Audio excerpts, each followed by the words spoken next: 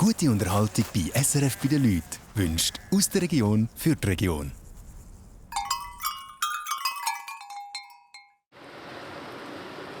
Auf diesen Tag hat Claudia Kappeler lang gelangt. Endlich kann sie ihren Sohn in der Klinik abholen. Emotional, aufgeregt und mega freudig. Ja, wir freuen uns alle, dass er wieder heimkommt. Wir sind aber auch gespannt, wie die Situation daheim ist. Den Alltag einfach zusammen zu bewältigen. Es gibt sicher noch ein paar Herausforderungen, die werden wir aber meistern und wir müssen jetzt einfach alle lernen, wie das ist, so im Alltag leben. Es ist etwas anderes, aber es kommt gut. Er macht das super. Das ist SRF bei den Leuten. Familiensache.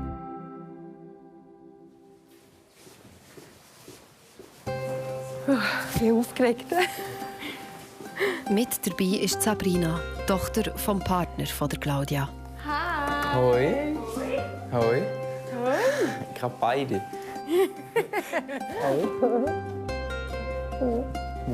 Du hast geschlafen? Gut, gut. Schön. Ja. Habe ich eine Überraschung mitgebracht? Ja. Auch mal da, hä? Ja. Ist es soweit, hä? Mhm. Es ist ein gutes Gefühl zum Heimgehen, wie es geht, die Heime. Auf das freue ich mich am meisten und natürlich auf die Familie die Heime und Kollegen. Und du freust dich auch? Ja, ich freue mich mega, aber gell, eben, ist halt, eben, wie wir schon auch schon gesagt haben, es wird etwas anderes, es wird eine neue Herausforderung. Es wird nicht immer nur happy sein, die Heime. Wir werden doch auch Stolpersteine wahrscheinlich noch haben. Ja. Und du hast natürlich auch nicht die Pflege, die du jetzt immer hast. Da weiss ich ja. Gell? Kannst nicht immer läuten und es kommt jemand. Unser Alltag geht auch weiter und ja. Vor 5 Monaten hatte Fabian einen schweren Dörfunfall. Seitdem lebt er im Spital. Haben wir noch ein bisschen Kleider zusammen, oder? In der Reha in Notwil im Paraplegikerzentrum musste er lernen, mit seiner Querschnittlähmung zu Schlag zu kommen. Es war eine lange Zeit. Es hat schon die Weihnacht, Silvester, Geburtstag, da alles da feiern und ja, wir hatten unsere Familiensachen auch gehabt und konnten nicht immer da sein und da hat er auch durchbeissen. Es hat auch mal einen traurigen Moment gegeben, wo du wirklich wissen, weil halt einfach niemand Zeit hatte. Wenn es dann halt nicht gegangen ist es nicht gegangen. Das ist auch verständlich, weil sie muss ja auch arbeiten. Ja. Oder? Ja, ja, wir nehmen alles heim, was wir da haben. Mit 16, gerade am Anfang der Lehre, ist der Unfall passiert. Ja, dann habe ich noch meine Autos so zum Zusammenpacken. Ja, die haben auch spezielle Bedeutung. Ich war Automobilfachmann. Ja, das hat mich eigentlich schon, Autos haben mich eigentlich schon viel begeistert, also schon lange. Ja. Ah, schön. Ein Dankeschön natürlich von der Familie und vor allem auch für den Fabian, oder? Für Die Station. Für die schöne Zeit, die er da hatte. Können wir schnell heben. Und dann noch ein Abschiedsgeschenk, also so österlich halt. Ich lege dir das mal so drauf. 5 Monate ist der Fabian jetzt hier im Paraplegikerzentrum. Alle kennen ihn. Hallo. Hoi. Grosser Tag. Ja, endlich. Was heizt du? Ja, ja. Ja. Hat er noch etwas Kleines für euch? Danke. Für die Station. Mega Ja. Ja, Danke genau. vielmals. Gut. Ja, schon gut. Ja. Fabian, alles gut? Ciao, Miriam. Ciao. Bitte. Tschüss. Ciao, Fabian, Annemarie. Alles Gute. Tschüss. Mach's gut. Ciao, Selina. Ja. Sehr schön Fabian, mit dir. alles Gute. Ja. Ciao, Monika. Vielleicht ein anderes Mal. Ja. Wirklich ein guter Aufenthalt. Und Ja. Schön, wenn ihr euch... das Beste, was uns passieren konnte in dieser Situation. Wir haben den Fabian von Anfang an wirklich sehr positiv, zielstrebig, motiviert erlebt. Und auch wenn es wirklich mal herausfordernde Situationen gegeben hat, die halt auch dazugehören, hat er immer vorgeschaut, versucht, das Beste daraus zu machen. Und wir sind wirklich das gesamte Team sehr beeindruckt, wie er in seinem jungen Alter mit dieser neuen Situation umgegangen ist.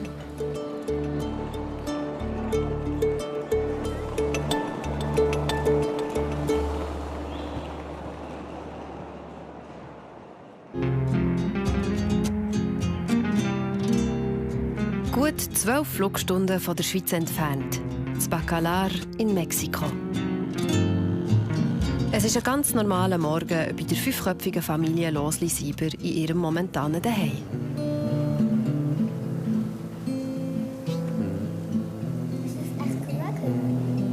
Ja. Das ist rechts, Papa, gell? The silts are on the right. Let's go! Yoo! I love that. Go ahead. Der René ist ein digitaler Nomad und arbeitet als Softwareentwickler. Die Familie ist darum schon seit 2 Jahren am Reisen und die Kinder können das lernen, was sie interessiert.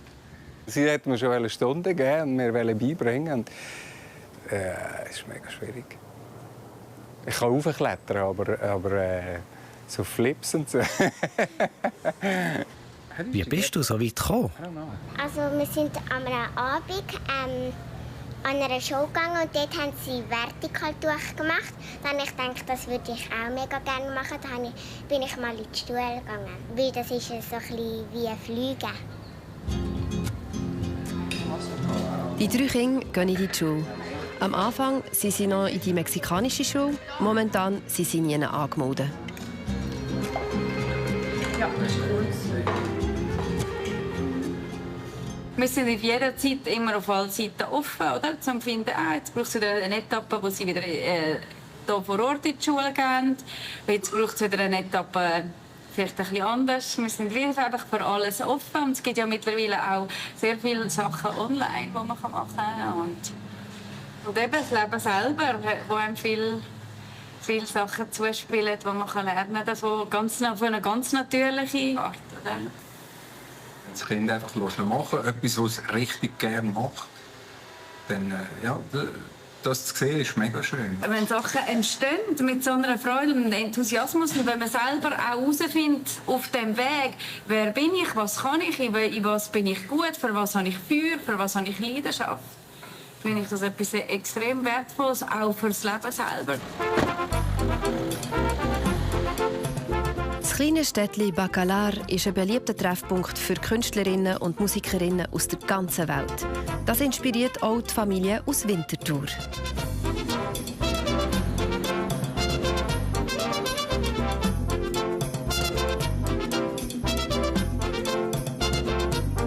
Heute suchen sie ein Schiff für ein Klavierkonzert auf dem Wasser. Es ist so wie der Kraftort von da, die heilige Lagune. Und dann haben wir gedacht, ja, wieso kann man eigentlich nicht ein Klavier anstatt da irgendwo random irgendwo anstellen und die Leute überraschen, können wir ja die Leute auf dem Wasser mal überraschen. Weil das erwartet niemand, ein Klavier auf dem Wasser. Könnte ja noch cool sein. Big! Das dort draussen ist Very big. Da müssen wir schon her schwimmen. So, this is the boat. Mega gross.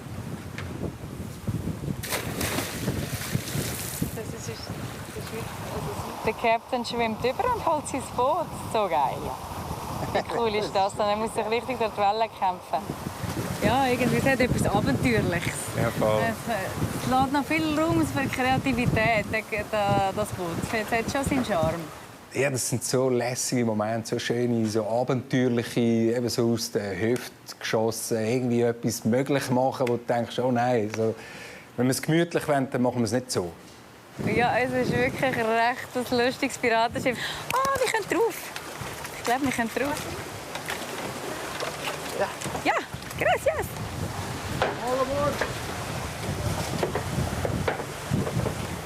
Das, Biana, was meinst du?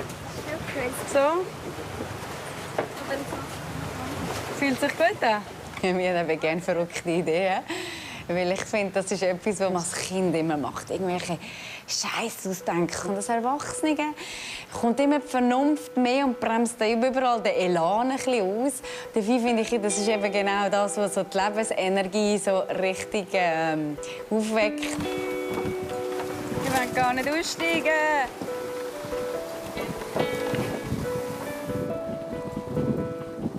I like it.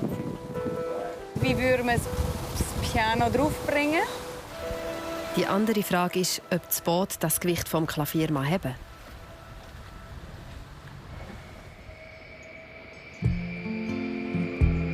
Daheim bei der Familie Oberbach zu Biel. Jetzt können wir das auf ein... Ja, kannst du es mal herstellen, ist das gleich cool.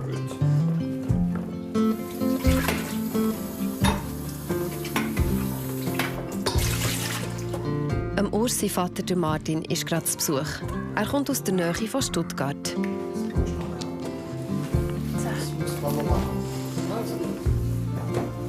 Er will beim Bau des Tiny House mithelfen. Hast du Hunger? Wenn ich mich brauchen kann, komme ich gerne her. Macht Spaß, irgendwas zu machen, wo man dann das Ergebnis sieht, so ein Haus. Also gefällt mir unwahrscheinlich. Und natürlich mit den Enkeln zusammen zu sein, ist auch ganz wichtig. Oh, jetzt Lüla. Gestern in der Nacht hat es noch ziemlich gestürmt. Jetzt müssen wir schauen, dann hoffentlich hat es nicht fortgeluftet, Blech und so, dass alles noch trocken ist. Das ist bei uns auch immer so eine Angst. Ja, immer Angst, wenn es dann wegstürmt. Ja. In diesem Haus ist alles drin von uns. Unsere Zeit, unser Geld, unsere ganze Energie, unsere Freude.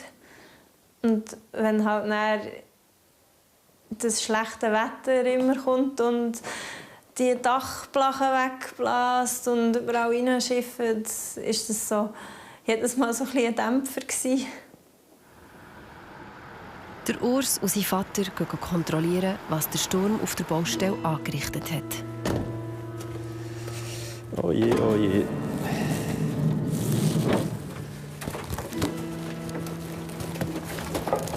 Nein, lupf mal dann.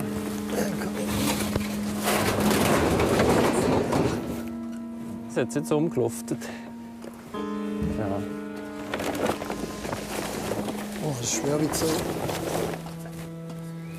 Vor allem das Dach liegt dem Urs auf dem Magen. Und ist noch alles gut? Nein. Nicht? Ah. Ja, jetzt hat das Blech wieder einmal fortgeluftet. Es wird da ziemlich gut beschwert, habe ich gedacht. Aber ja.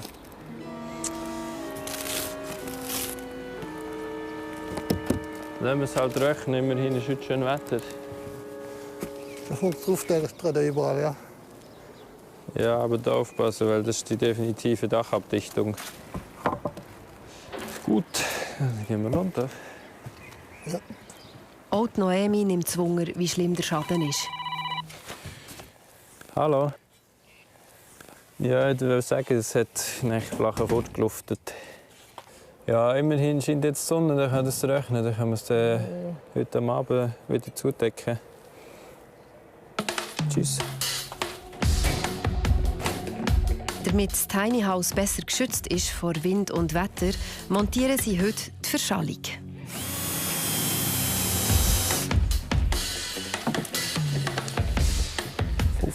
Das passt.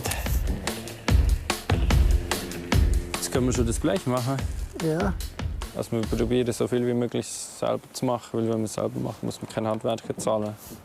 Der Vorteil ist, alles was aus Holz ist, das kann ich selber Stämme aufsagen, selber bauen, das ist gut. Wo wir jetzt einfach noch müssen schauen, wie wir das alles finanzieren können, ist die ganze Haustechnik, der Ofen, die Dusche, einfach so die Sachen, die wir halt dazu kaufen müssen. Da müssen wir jetzt schauen, wie es weitergeht. Noemi bringt zum Mittag auf die Baustelle. Hopp. Oh wow, das wird schon mega cool. Hä? Ist aufgekommen, du siehst es? Nein, ich muss zuerst mal das Zeug ausräumen. Das ist mega cool. Jetzt haben wir dass wir da immer gelagert und gestrichen und darauf gewartet haben, dass wir es endlich wieder machen können. Jetzt geht es vorwärts. Es sieht immer wie mehr nach Haus aus. Ja, schön. Der Plan geht auf, es funktioniert. Blech passen, sieht schön aus. Was will man mehr?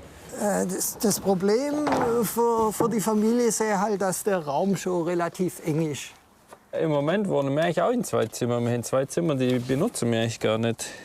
Und halt auch immer, je mehr Zimmer man hat, desto mehr Zeug sammelt sich auch an. Ja, jetzt kommt der Papa. Rossino, Achtung, nicht, dass du das verbiegst. Es sind 44 Quadratmeter. In einem knappen Jahr wollen sie hier einziehen. Geht sie gut? Geht sie gut, mein Wolli-Männli? Ja. Ja. Alles klar. Freust du dich, dass du in einem Kinderzimmer bist, gell? Sieh mal dein Zimmer. Ja.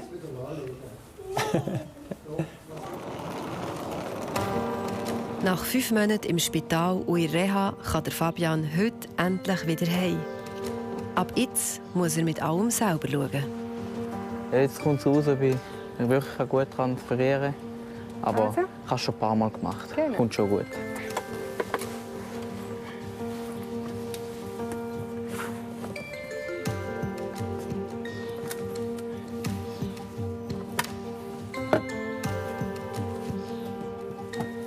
Auch Claudia, die Mutter von Fabian, musste zuerst lernen, wie sie ihrem Sohn richtig helfen kann. Ich glaube, ich hatte die ersten paar Mal ein bisschen Mühe, bis wir einfach gewusst haben, wie es wirklich funktioniert, wie wir zusammen arbeiten.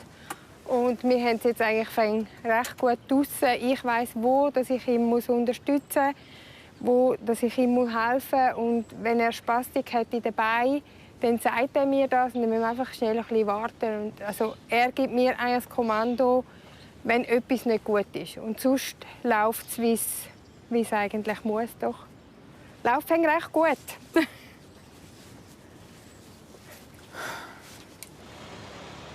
Die Fahrt geht auf Matzingen im Thurgau. So, haben wir es geschafft, können wir heim. Ja, jetzt geht es nach Hause. Ciao, SPZ. Bis ein anderer. Musst du dann wieder gehen? Ah ja, geht das Ding ohne. Und sonst? Was ist denn sonst noch für so ein Programm? Keine Ahnung, nicht. Nichts Spezielles? Nein. Vergiss uns Mittag daheim. Daheim gibt es Lasagne. Auf die Stühle, auf die Säule, auf die Stühle. Und dort liegt ein Bier, wie ein Geschirr. Nach etwa 1,5 Stunden sind sie daheim.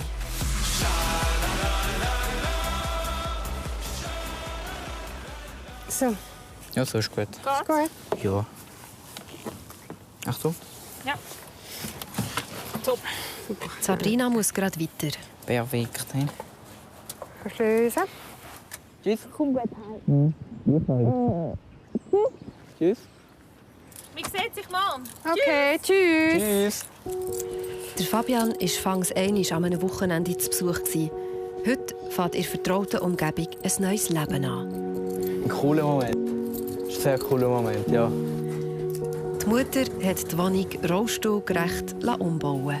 Jetzt musst du Ja, da nicht schon trampeln. probieren, ja. Willst du mal probieren?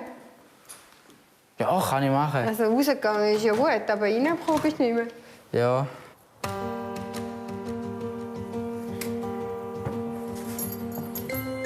Ja, du, geht gut. Und jetzt die Schwierigkeit ist wieder reingekommen, Ja. Oh, da geht schon. Hoppla. Super, geht immer besser. Ja. Wir haben da zuerst mal studiert, was wir machen sollen. Und so. Und dann habe ich da einen Schreiner angerufen und der hat gesagt, ja, er hätte da wirklich gute Holzkonstruktion. Und der Oberteil, der dort ist, das ist extra, wenn es mal ein bisschen nass ist, dass man nicht ausrutscht. Die Dusche hast du auch noch nicht gesehen. Ah, gell, das Badzimmer. Genau. Oh, cool.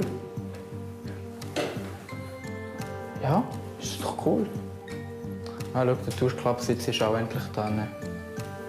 Aber die Griffe, die fehlen. Ja, die kommen noch. Ja. Ja, egal. Aber vorübergehend geht es ja. Genau.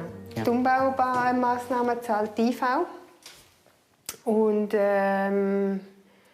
ja, man muss es wie können vorschiessen quasi, aber die IV zahlt es dann irgendwann.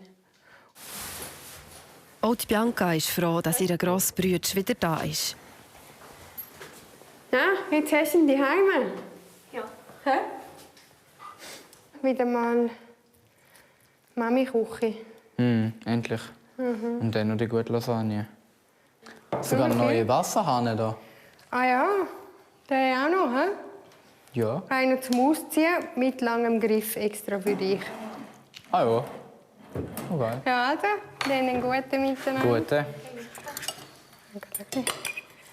Eine grosse Portion verwünscht, hä? Die Lasagne ist sehr gut, Mami. Die machst du immer wieder perfekt. Danke.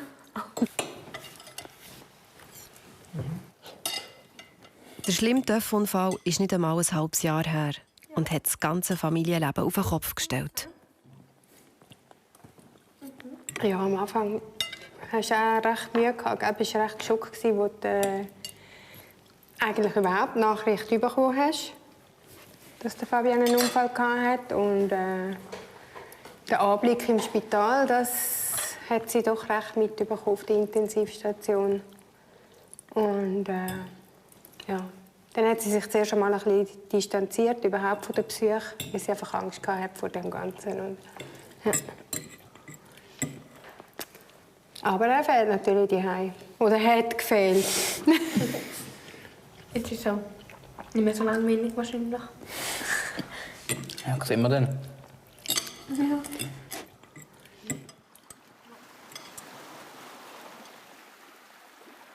Es ist morgen in Mexiko. Das Boot soll das Klavier. Das ist zumindest der Plan der Familie Sieberlosli. Now we're gonna hold it. You can put the crate over there. Das Klavier ist etwa 250 Kilo schwer. Ja. Wenn du irgendwie auf den Steg rausfährst mit dem Harassli, weil er nur eine Achse hat, oder es lässt vielleicht mal eine Latte, wenn du irgendwie... Das wäre schon worst case. Dort aus der Balance und nachher kommen und dann geht das Piano ins Wasser. Ja. Sie wollen ein Pianokonzert in der Lagune geben. Der Steg ist da nur die erste Hürde. Ja, perfetto. So now you have to, yeah. Also das allererste ist sicher, das Boot nicht schließen. Wenn ich das Piano dort abstelle und die Struktur ist nicht genug stabil wäre, das hätte ich gar nicht cool gefunden. Thank you, Jimbe.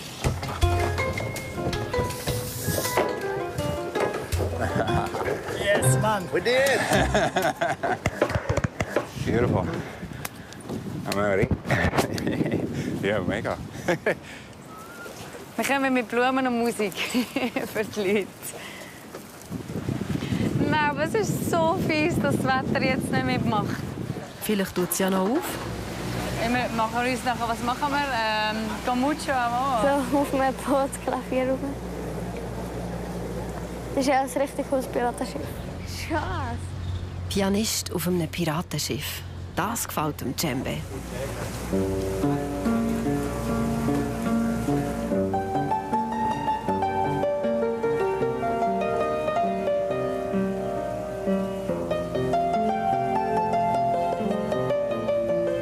Es soll eine Überraschung sein für die Leute in der Lagune.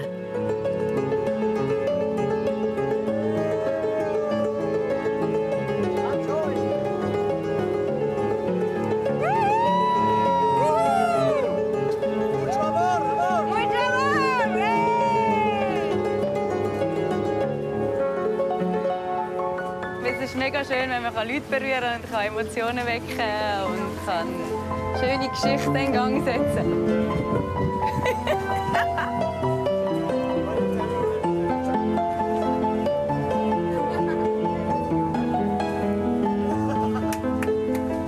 irgendwie so Situationen kreieren, wo man die Leute überraschen kann.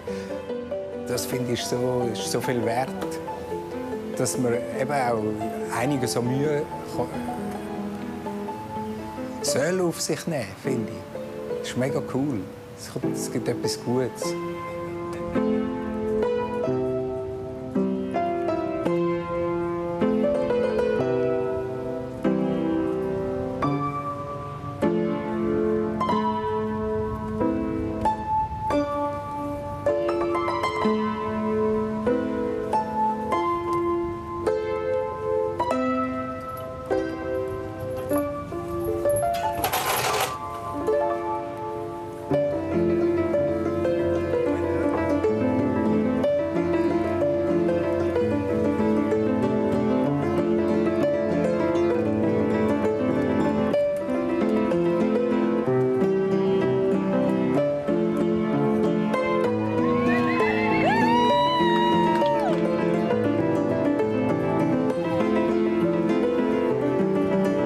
Es ist einfach mega schön und einfach den Schabernack wecken, die Herzensfreude, die Lebensfreude wecken und einfach go for it and do it. Perfekt, wieder so eine richtig schöne Schnapsidee, wo wir einfach irgendwie Gabriele gefunden haben, jetzt machen wir ein Konzert auf dem Wasser und dann machen wir es.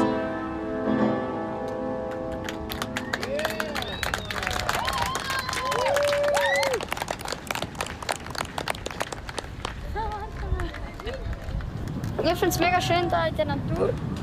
Es ist ein anderes Publikum.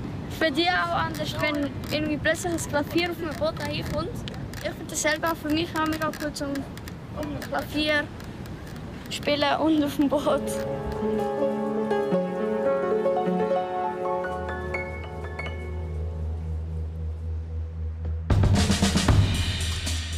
Der Urs Oberbach ist wieder allein am Werken an seinem Tiny House. Mit seinem Vater Martin ist er gut vorwärts gekommen. Jetzt ist er aber wieder zurück auf Deutschland. Den Restschnitt mache ich drinnen. Heute will er die Fassade fertig schallen. Das kleine Haus hat er komplett selber entworfen und gezeichnet.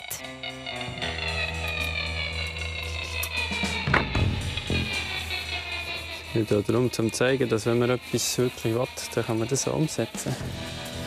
Man muss es einfach im Kopf wollen. Dass er mit aller Kraft seinen Traum umsetzen will, hat einen Grund. Völlig unerwartet hat er eine schlechte Diagnose bekommen.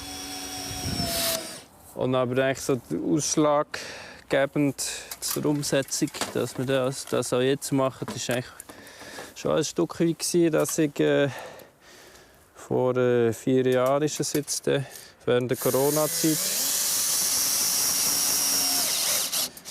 ist bei mir ein Hodenkrebs diagnostiziert worden und das ist eigentlich schon relativ fortgeschritten gewesen. Und das ist dann eigentlich wie noch mal mehr ausschlaggebend, dass wir gefunden haben, komm, wir gehen jetzt das Projekt an. Wir wollen einfach jetzt so wohnen und so, ja, so können leben, wie es uns gut tut und nicht einfach alles sagen später, dann, wenn wir pensioniert sind oder wenn das ist oder wenn die Kinder aus dem Haus sind oder wenn, ja, irgendwie. Es kann manchmal schnell gehen und dann ist das Leben vorbei und dann bringen einem die Millionen auf dem Konto nichts. Dann stehe ich dann lieber am Morgen wieder auf und schaue das Häuschen an und freue mich daran, was wir da schon alles erreicht haben jetzt im letzten Jahr. Die Chemotherapie war heftig. Mir hat sogar Kraft gefehlt zum Stegen laufen und darum in dieser Zeit wollte man nichts mehr als einfach normal leben. Das ist relativ einfach. Wenn man wochenlang auf dem Sofa liegt und eigentlich gerne etwas bewirkt, etwas macht, etwas bewegt, dann ist das eigentlich nicht sehr schön, wenn man nur auf dem Sofa liegen kann. Ja, das hat uns sehr gezeigt, wie das Leben endlich sein kann oder wie halt aus dem Nichts irgendein Schicksalsschlag kommen kann oder Sachen sich extrem verändern durch so eine Krankheit. Und halt auch, dass man, wie wertvoll es ist, wenn man im Moment leben kann und das umsetzen, was man davon träumt. Und darum machen wir das jetzt einfach, weil es jetzt echt geht und weil wir das wollen und das unsere Vision ist, das so umzusetzen.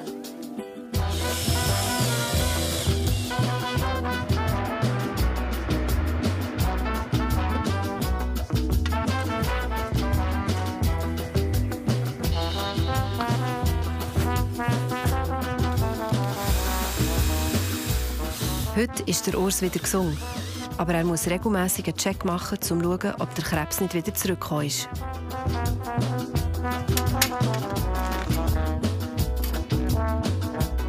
Am Abend ist die Fassade fertig und der Urs glücklich.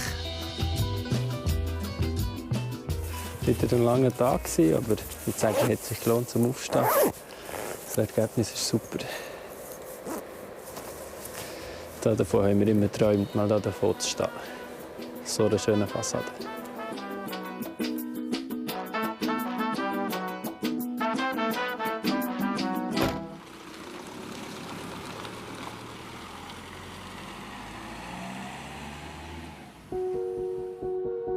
Seit 3 Wochen ist der Fabian wieder daheim zu Matzingen.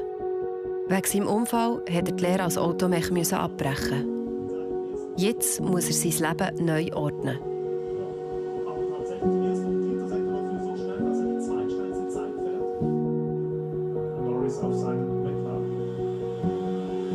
Am Anfang bin ich halt viel, hatte mein bester Kollege Alessio, er hat halt auch Ferien gehabt. Dann sind wir noch ein bisschen Zug gefahren.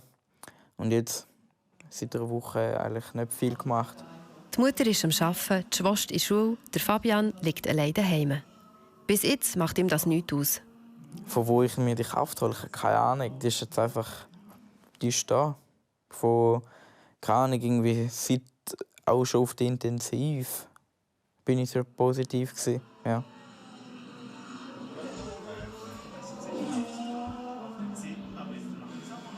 Kontakt mit den Kollegen, das ist sehr wichtig. Also, ich glaube, dann wäre ich wahrscheinlich auch nicht so positiv eingestellt, wie ich jetzt wäre. Weil sie geben mir auch eine positive Energie. Ja, das ist schon schön.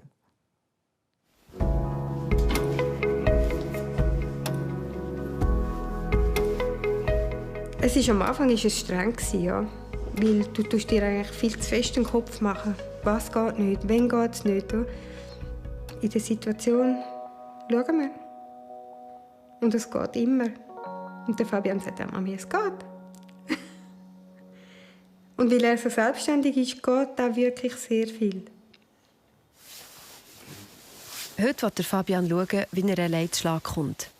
Das erste Mal geht er ohne Begleitung mit dem ÖV in die Physiotherapie. Respekt habe ich schon ein bisschen, ja. Aber Angst habe ich jetzt nicht, weil ich bin auch schon allein jetzt schnell auf Frauenfeld, einfach dann am Bahnhof. Aber so in der Altstadt bin ich noch nicht. Nein. Aber Angst ist nicht so rum.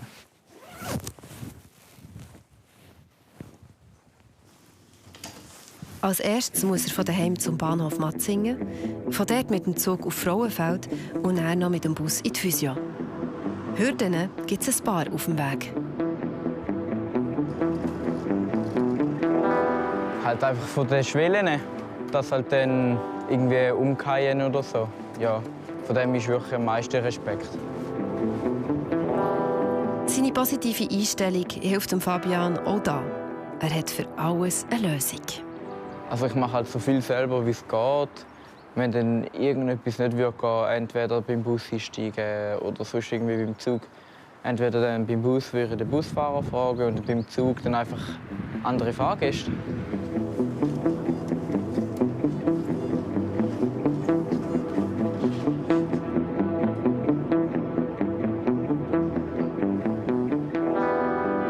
Bis jetzt geht die Reise reibungslos. Zum Beispiel jetzt dort oben, die Sachen jetzt da, Zum Beispiel das Rivella dort oben. Wenn ich jetzt das müsste ich jemanden fragen. Aber sonst, ja. Sonst ist alles gut, ja. Ich gehe gerne posten. Also Schwierigkeiten gibt es nicht. Es ist eigentlich immer, die Leute schauen halt, sie schauen, ja. Du schaust blöd zurück. Für die letzte Etappe muss der Fabian neu Bus. Es ist anstrengend, so zu reisen. Aber für Fabian gleich ein wichtiges Stückchen Freiheit.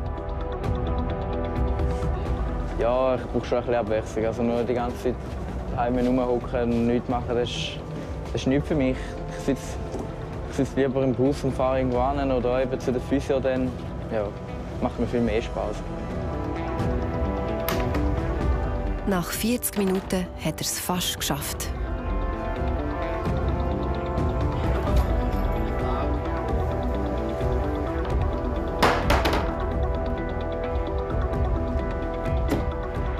Ich habe schon gedacht, dass es Ring geht, aber so Ring hätte ich auch nicht gedacht. Es ist schön, dass wirklich alles geht. Ja, dann kann ich sicher auch mehrmals alleine gehen. Also dann ist sicher kein Problem. Ja.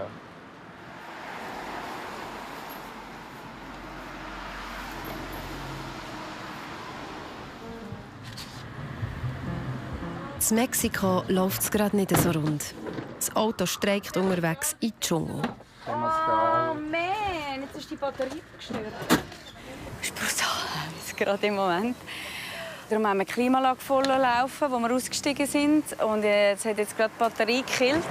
Jetzt geht der Motor nicht mehr. Jetzt müssen wir mal schnell schauen, was wir machen, wer wir finden, der überbrücken könnte. Soll ich mal da rein fragen? Hola?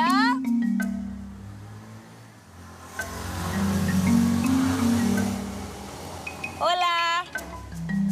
Es wird jetzt ein bisschen schwierig, dass jemand helfen kann, ohne dass wir da mega im Weg sind.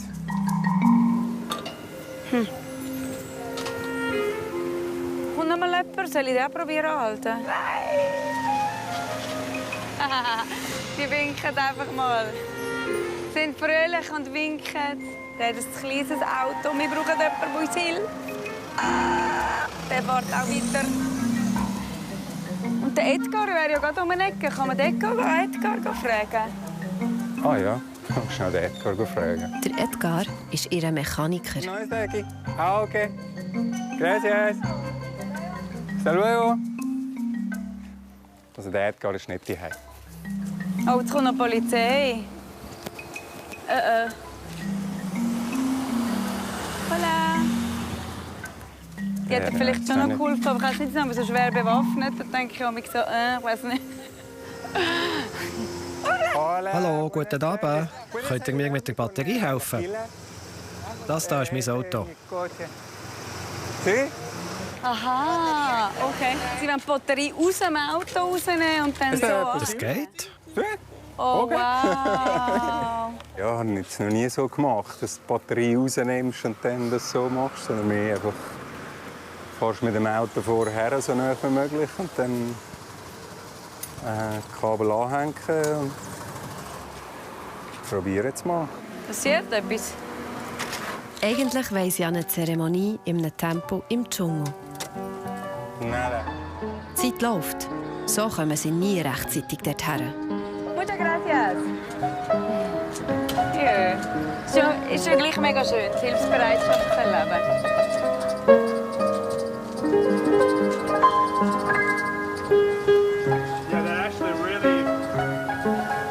I don't know, maybe the contact is just not... I would even like to try to go down right there and kickstart it. If I could push it over there until it goes down, Old school though, yes? You're gonna push it. Ja, ich würde jetzt probieren, dort geht die Straße eben so ein bisschen runter. Es ist ein bisschen wenig, aber ich würde vorne stoßen, bis es ein bisschen runtergeht und nachher probieren Kickstart, Oldschool, Kupplung spicken. Ist auch schon gegangen. Wow. Dann müsstest du ein Steuer setzen und wir stoßen dann vorne. Aber das mit dem Kickstarten weiss ich nicht genau, wie ich das machen muss. Da haben wir zwar auch offen, das spielt keine Rolle. Also meine Aufgabe ist jetzt da reingehen Du musst hier innen sein und steuern. Da musst du mal schauen, ob es geht. Ist das schwierig zum Steuern oder so? Oh, thank you so much. Here we go. Here we go. Here we go. Here we go. Spielt ihr noch über Klavier? Ja.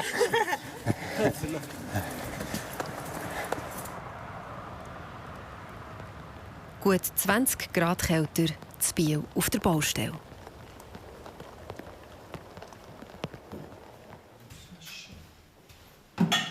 Der Urs ist ein bisschen aus dem Häuschen. Er wartet auf etwas vom Wichtigsten für sein Projekt. Heute hat uns ein Ofen geliefert, da freue ich mich schon lange drauf.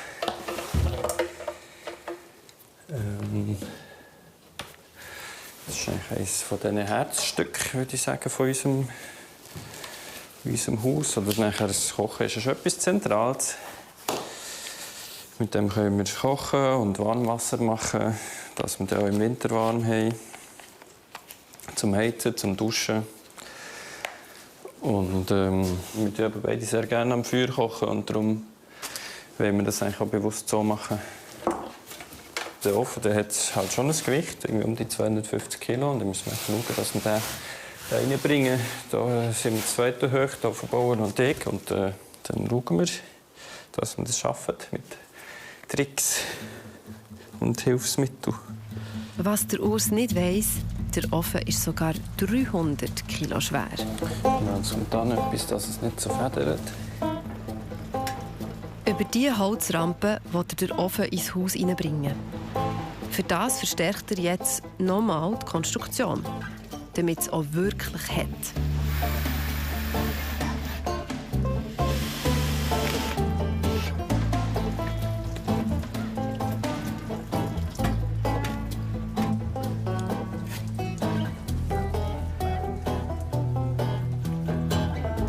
Ja, ich würde sagen, das lassen wir mal so. Sie können noch den Anhänger rausstellen. Gerade rechtzeitig fertig. Der Ofenbauer ist schon vorgefahren. So, guten Morgen. Guten Morgen. So ist der Urs. Marc, freut mich, alle Urs. Sali. Schön, So. seid ihr daheim. Ja, tipptopp. Ich glaube, das Einfachste wäre, du würdest mit dem Stapler nehmen. Einfach wegen dem Trabgehen müssen wir noch etwas schauen. Ja. Genau, da bin ich noch ein bisschen sicher. Da. Immer am Improvisieren. 1,20 Jahre, aber habe ich den Schwerpunkt noch nicht ganz ideal. Auf diesen Ofen mussten sie lange warten. Dann tun wir das auch auf den Stapler und nachher die Rampe zwischen Tür und Stapler, und dann kommen wir durch die vordere Tür rein. Das ist, glaube ich, bald einfacher. Wenn wir das so machen, dann haben wir so die Idee. Das ist schön. Ich hatte gestern auch gerade so einen Moment, wenn du irgendwie studierst, lang an etwas dran herum, wie du etwas machen kannst. Und dann musst du einfach manchmal anfangen und dann siehst du, wie es geht. Und das ist, glaube ich, super so. Der Ofen ist eine Spezialanfertigung und hat mehrere Tausend Franken gekostet. Beim Einbauen darf nichts schief gehen.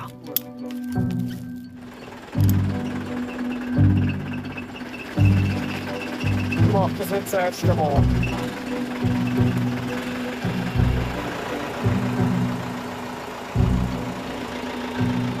Jetzt kommt aus, ob die Rampe das massive Gewicht heben kann.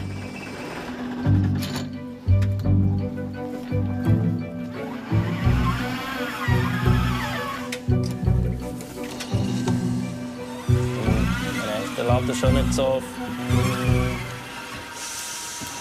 Oh. Ja. Scheide da her, da wäre echt gut. Da ist stabil. Kannst du da? Ja, so auf die Schnelle. Oder jetzt kehren und daher. Ich glaube, das wäre gut. He? Ja,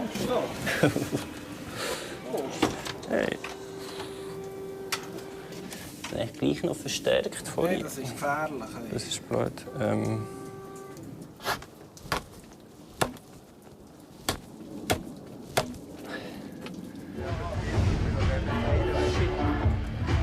Der Fabian lässt es krachen. An einem Rave holt er endlich wieder mal richtig auf den Putz. Move it, bitch.